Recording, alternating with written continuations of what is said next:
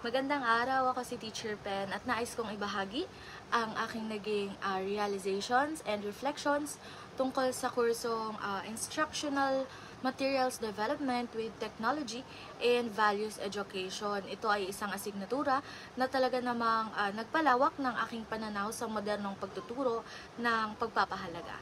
So sa kursong ito ay mas malinaw kong naunawaan na ang paggawa ng instructional materials ay hindi lamang tungkol sa pagbuo ng mga slides, presentations, worksheets o modules, and ito rin ay isang proseso ng pagdidisenyo o malikhang pagdidisenyo ng mga aralin na makabuluhan, interactive at nakabatay sa pangangailangan ng bawat estudyante. So dahil sa mabilis na pag-unlad ng ating teknolohiya, natutunan namin i-integrate ang iba't ibang apps at digital tools sa mga values education lessons tulad ng paggawa ng e-posters, digital visual aids, interactive presentations, video reflections, at mga scenario-based activities gamit ang mga online platforms. So, sa paggawa ng mga ito, nakita ko kung gaano kahalaga ang creativity at innovation para sa mga or para mas maging engaging ang pagkatuto ng values.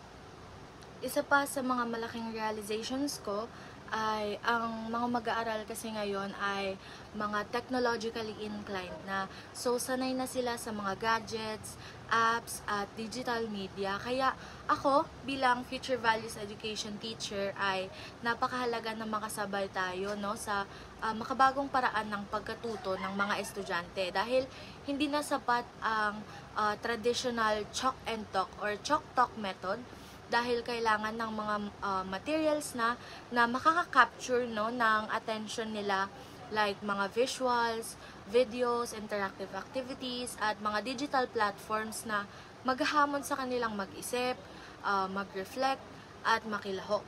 So, sa tulong ng teknolohiya or ng technology, mas nagiging dynamic ang values education dahil kaya nitong buhayin ang mga usapin tungkol sa moral dilemmas, decision making, empathy, at character formation sa mas modernong paraan. So, sa kabuuan, yung subject na ito ay nagturo sa akin na ang teknolohiya ay hindi kaaway ng values education. Ito ay isang masusing kasangkapan or mahalagang kasangkapan para mas mapalalim natin ang pagkatuto ng ating mga estudyante. So, bilang future educators, tungkulin natin gumamit ng mga makabagong materials upang matugunan ang pangangailangan ng ating mga digital native learners at para makasabay tayo sa kanila.